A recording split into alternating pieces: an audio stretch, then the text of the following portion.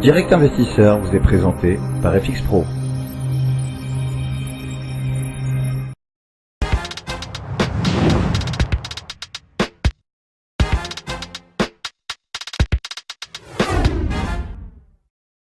Nous sommes de retour sur Direct Investisseur et nous accueillons en duplex Pierre Verret, stratégiste de marché chez Active Trade. Bonjour Pierre. Bonjour Lucie, bonjour à tous. Bonjour Pierre. Ce matin, on va parler avec vous d'une devise, une paire de devises, c'est le franc suisse face au yen CHF JPY. Alors, que préconisez-vous sur cette paire de devises ? Alors effectivement Lucie, donc on a une opportunité qui est en train de se présenter actuellement sur ce marché-là. Ce marché finalement des deux devises qui font office généralement de valeur refuge, en tout cas sur le marché du forex pour la plupart des opérateurs boursiers.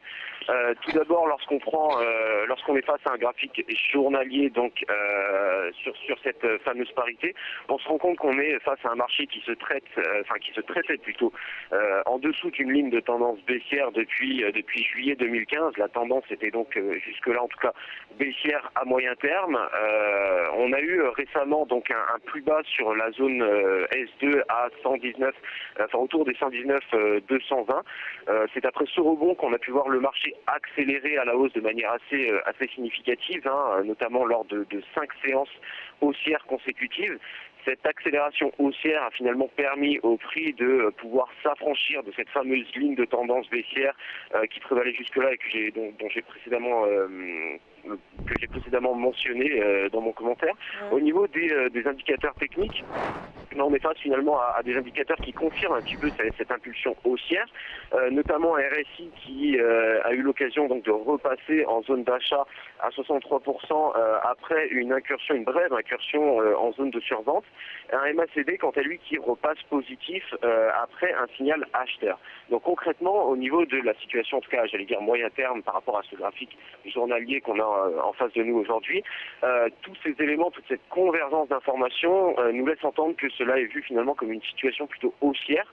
On a quand même une rupture de tendance à la hausse avec des ruptures également, des franchissements de niveaux significatifs comme les 122 770. Donc si j'avais une recommandation à faire j'allais dire aux opérateurs par rapport à ce graphique un peu plus long terme qu'est le graphique journalier, je dirais que les personnes étant déjà placées de manière longue, de manière acheteuse sur ce marché-là, je leur recommanderais de conserver leur position au-dessus de la zone des S1, donc la zone des 122 770. Les personnes qui sont short, je leur recommanderais en tout cas de clôturer la position au vu de tous les signaux, de toutes les alertes haussières qu'on a en face de nous aujourd'hui. Et aux opérateurs qui sont neutres, je leur recommanderais également de passer acheteur, étant donné qu'on a quand même des forts signaux positifs, en tout cas sur ce graphique journalier. Si on passe maintenant sur un graphique en 240 minutes, afin d'aller d'entrer un petit peu plus dans le détail, mais écoutez, on s'aperçoit cette fois que le marché s'est traité à l'intérieur d'un long canal baissier pendant toute la durée du mois de novembre, un canal baissier qui a été invalidé début décembre, donc la semaine dernière, sur la zone des 120 yens à peu près, tel que j'ai expliqué précédemment sur le graphique journalier. La tendance baissière n'est donc forcément plus valide, tel que vous pouvez le voir sur ce graphique-là. Une accélération haussière forte, vraiment significative, a donc pu être observée depuis cette invalidation. Les prix nous ont enregistré un nouveau plus haut de environ un mois et demi autour des 123,60 yens. L'ADMI, quant à lui, dénote d'une pression, confirme, une pression acheteuse assez forte, avec notamment un DI+, au-dessus du DI-, le tout dans un mouvement directionnel.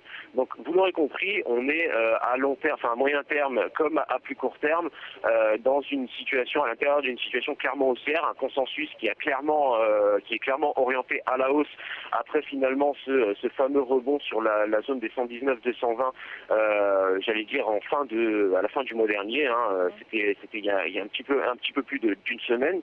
À ce niveau-là, donc sur ce graphique 240 minutes, c'est vrai que j'ai précédemment dit, la situation est clairement haussière. Les opérateurs qui sont d'ores et déjà longs, je leur recommanderais effectivement de conserver encore une fois cette position au-dessus du niveau des S1 qui semble être un niveau de support significatif à très court terme pour les prix. La zone des S1 qui, je le rappelle, représente la zone de prix correspondant à 122,770. On a déjà eu une prise d'appui après le fort mouvement baissier, le fort mouvement haussier des prix, pardon. On a déjà eu une petite prise d'appui de ce marché-là sur cette zone de prix-là, hein, qui pourrait notamment donner l'occasion d'une figure de continuation chartiste en drapeau ou en biseau avant de repartir à la hausse. Donc c'est pour ces raisons finalement que j'incite un petit peu tous les opérateurs longs à conserver leur position au-dessus de ce niveau-là. Les opérateurs qui ne sont pas encore rentrés dans le marché, qui sont globalement neutres au niveau de leur portefeuille par rapport à cet actif-là, je leur recommanderais de passer acheteur, étant donné qu'on a quand même de forts signaux haussiers, qu'on est assez proche de supports également significatifs. Hein. Effectivement, on a S1 à 122 770, mais on a également petit S1 à 122,28 qui devrait également jouer entre guillemets un rôle de garde-fou, j'allais dire, si on avait un piège baissier au-delà des 122 770. Les personnes short, je leur recommanderais, pour être tout à fait cohérent avec cette analyse-là, de clôturer la position compte tenu des fortes accélérations haussières qu'on a pu voir depuis le début du mois de décembre, enfin depuis la fin exactement du mois de novembre. Bon, Aziz, vous partagez le scénario de Pierre, c'est-à-dire un scénario très haussier donc sur la devise CHF Yen. Oui, alors, pardon. C'est vrai que Lucie, quand on regarde le graphique, et notamment celui qu'on a reçu de la part de Pierre, on ne peut être que positif sur le CHF Yen. C'est vrai qu'on a dépassé notamment cette fameuse ligne de tendance baissière qui bloquait la hausse depuis quasiment le mois de juin, où vous voyez bien qu'on a inscrit un nouveau sommet au-dessus des sommets précédents, 122,70. Et quand on zoome un peu plus, ben on voit bien cette construction avec une poussée en dehors de ce canal donc descendant, le canal qui est déclenché, on est au-dessus des 122,70, une ancienne résistance qui devient support. Donc par principe de polarité, effectivement, pour les raisons qu'on vient d'évoquer, on ne peut être que positif. Maintenant, on va rechercher un timing et c'est là où chaque trader aura sa propre stratégie. Oui, bah comme le dit Pierre, justement. On va essayer soit de se positionner vers les 122,70, 77, soit essayer d'attendre plutôt le breakout et le dépassement de la zone des 123,60 pour avoir un signal un peu plus valide.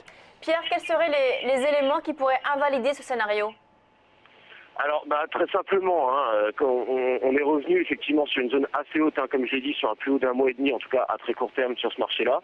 On avait un marché qui cotait à 123 580. Maintenant, si on devait avoir une invalidation de ce scénario-là, il serait amené, en tout cas pour ma part, à une clôture, j'allais dire donc un niveau de prix correspondant à une clôture de marché en dessous, impérativement en dessous des 122,28, ce qui permettrait d'ouvrir la route par la suite au 121, à la zone des 121 yens, puis des 119, donc finalement nous amener en dessous, encore une fois, de la zone symbolique des 120 yens. Mais pour ma part, l'invalidation du scénario sera donnée donc d'une part par l'échec sur les 123 580, zone sur laquelle on était il y a encore, c'était encore vendredi soir, mais dès lors qu'on aurait le marché qui clôturait finalement en dessous de ce niveau des 122,28, pour moi ça devrait ouvrir la voie à des prochains objectifs baissiers, donc les niveaux que j'ai précédemment donnés, 121, 120, puis 119 et 118 pour finir. Merci Pierre Verret, donc stratégiste des marchés chez Active Trade et responsable du site You Trading. On marque une très courte pause, on se retrouve sur Direct Investisseur.